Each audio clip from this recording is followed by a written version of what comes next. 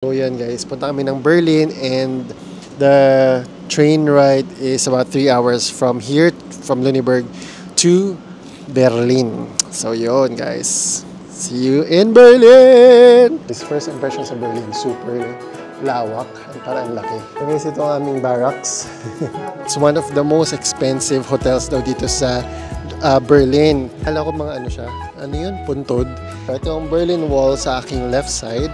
And ito yung boundary between East and West. Sabi ng tour guide, so wag nyo ko i-bash.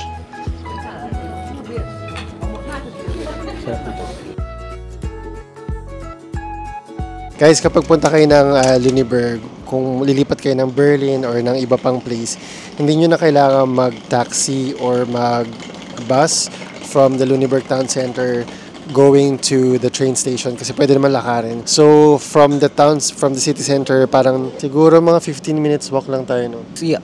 15 minutes. 15 to 20 minutes walk, depende kung gaano kayo kabilis. So, nandito na kami ngayon sa train station. Nagwi-wait kami ng time kasi sasakay kami sa isa sa mga ganyan. Another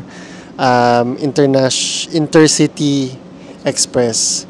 Oras namin is 14:59 and it's just currently 2:30. So, may pa kaming a bit of time to rest here. Pero mas maganda yung prepared na kayo na nandito na kayo para hindi na kayo nagpapanik. See you in Berlin! Woo!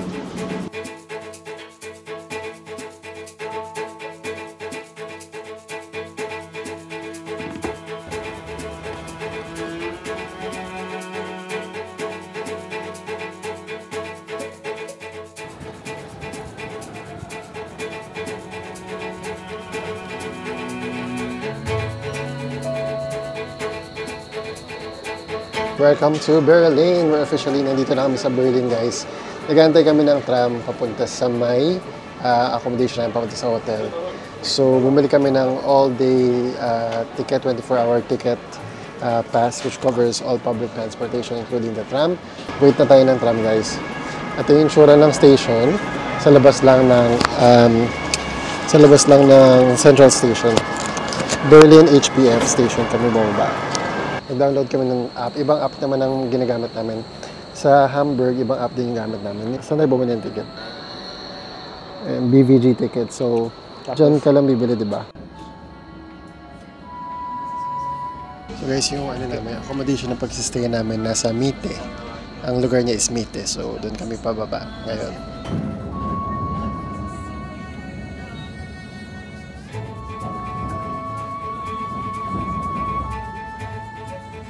Mga siguro 5 minutes after na bumaba ng tram, ito na ang aming hostel, which is called, hindi pala mataas, ito, Heart of Gold ang pangalan niya. Yan, dyan kami mag-stay for 2 days. Guys, first impression sa Berlin, super lawak, parang laki. Dyan tayo mag-check-in. Is the booking only for yourself? For me and another yung kasi. Rider, is that it? Arriving rider? No, we're zero now.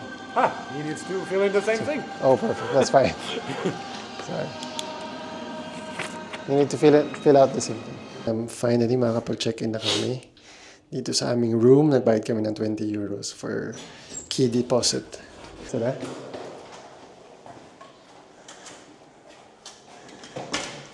Okay, we're checking in sa aming room.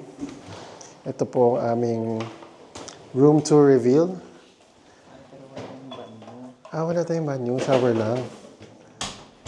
Mayroon pang shower pero walang. Okay, that's awkward. Welcome to Berlin! So guys, ito ang aming barracks. Ay, mag-ano ko pa ng bedsheet. Maglalagay ka pa ng bedsheet. Ay, grabe naman. Tayo pa maglalagay ng bedsheet. Anyway, at least, ayan, meron tayong view dito. View of a building din. So this is a room. At least, tayo lang dalawa dito sa room. Kasi ibang room may mga kasama kang mga tao. So dito, kami lang dalawa. But, shared ang toilet. So,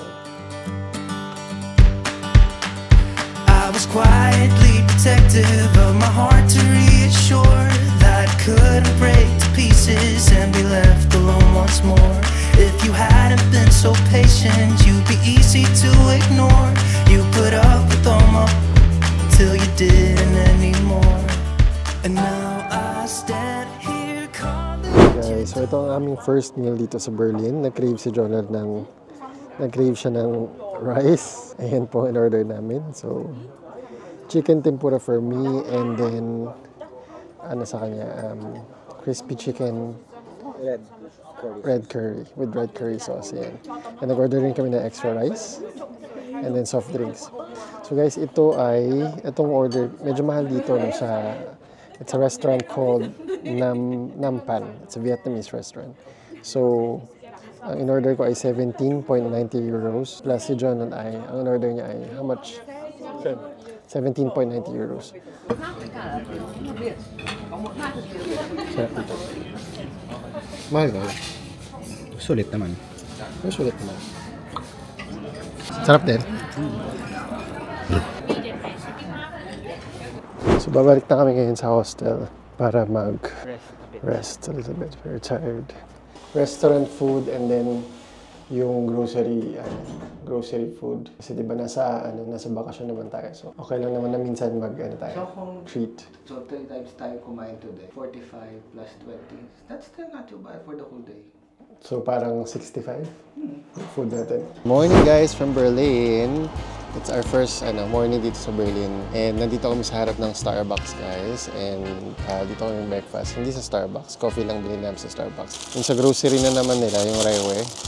Nawili na kami sa Rewe. So binili ko is Franz Brötchen ulit pero vegan. And then siya naman ang binili niya ay Parang pizza. Parang pizza. Okay lang. Savory na pastry. Bumili kami ng breakfast doon. Saka water and then konting snacks. Ang ginastos namin is 7 euro for everything. And then dito kami pumunta sa Starbucks dito sa may malapit sa accommodation. Then the same place din kung nasa yung grocery. Siya, 5 point something euros guys. May tram na dumadaan. Napansin ko lang guys, yung first impression ko dito sa Berlin is first of all, nung kumain kami sa may Vietnamese restaurant and then napansin ko na talagang parang mandatory yung tipping. Parang tatanungin ka kung ilang percent ang gusto mo i-tip. So, napansin kasi namin kasi sa Ireland, hindi masyadong may tipping pero hindi naman lahat ng restaurant or shops kailangan mo mag-tip. Hindi nila yung iba walang option ng tipping sa Ireland eh. Lang, yung mga high-end restaurants lang.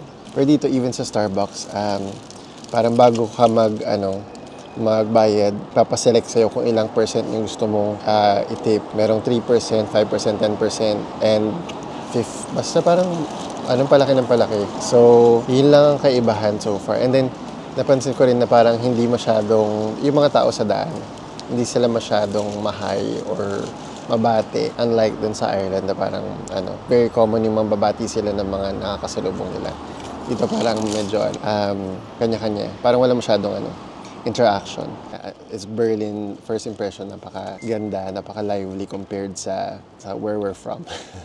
Even at 10 o'clock and parang 10 o'clock, 11 o'clock ng gabi, ang lively niya pa rin. Also napansin ko rin pala na na parang siyang Amsterdam talaga na yung mga tao ang daming nagbabike and then talagang parang it's a normal mode of transportation dito sa Berlin, even sa Lüneburg. Pati mo sa Hamburg, no? Bike, sa Hamburg bike talaga sila. Unlike sa Ireland na parang hindi siya talagang prominent yung nagbabike. Although marami sa Dublin, marami din, pero hindi ganun kadami compare dito. Tell me, how can I get through? How can I get through? Need to know how can I get through? Nandito tayo ngayon sa Brandenburg Gate dito sa Berlin. And it's one of the most important landmarks, one of the most historical and famous landmarks dito sa Germany.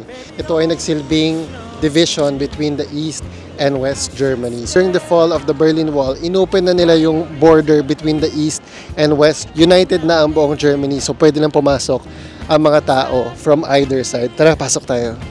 Tell me what should I do? How can I get And kung makikita nyo dun sa likod ko, may hotel doon. It's called Hotel Adlon. It's one of the most expensive hotels daw dito sa Berlin.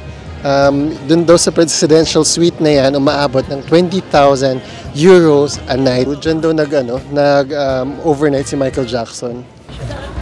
US Embassy, French Embassy, and we're in Philippine Embassy.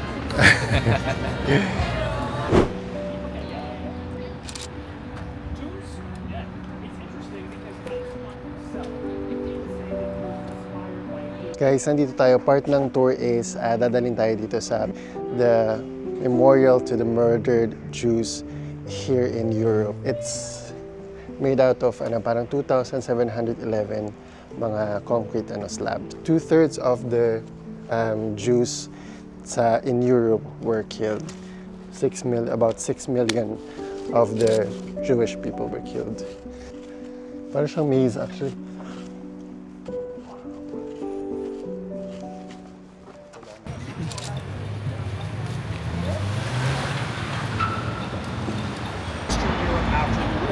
So it's supposed to depict the right.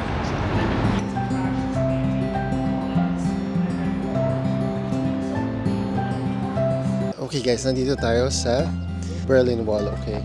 So from East Berlin, pupunta tayo sa West Berlin.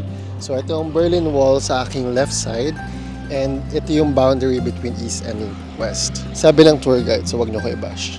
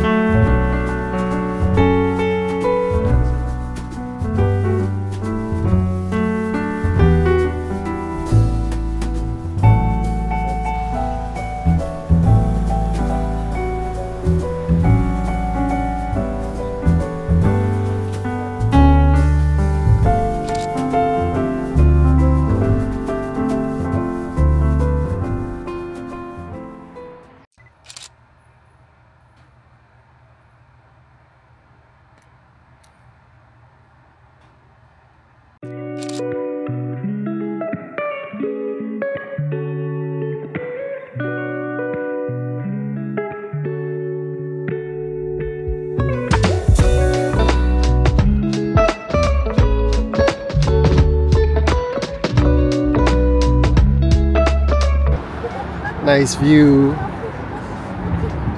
Ikat ka. Hello. Welcome to my YouTube channel.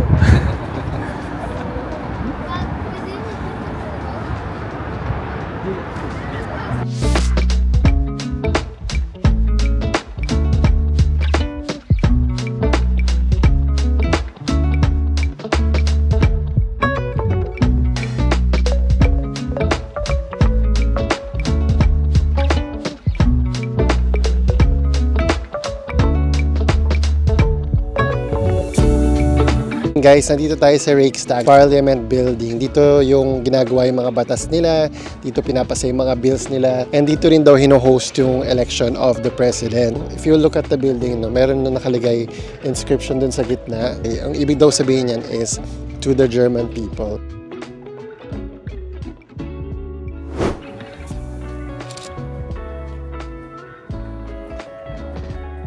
Tayo ba tayo? Pakita mo. Pakita mo saan tayo punta. It's either gano'n. Show the way. Show the way. Super nice.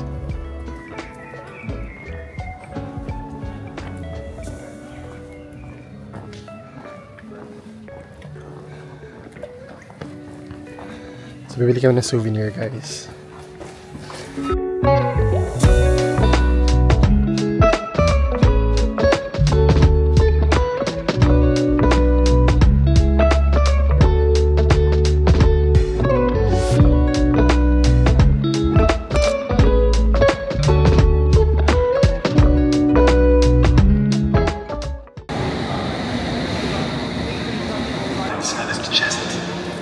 We are attempting to rectify a fault on this train.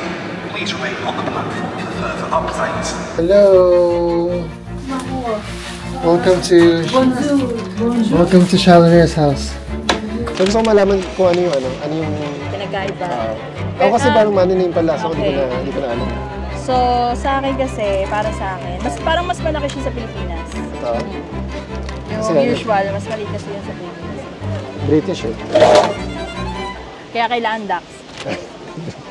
Grabe siya. We're in Victoria Palace to see Hamilton!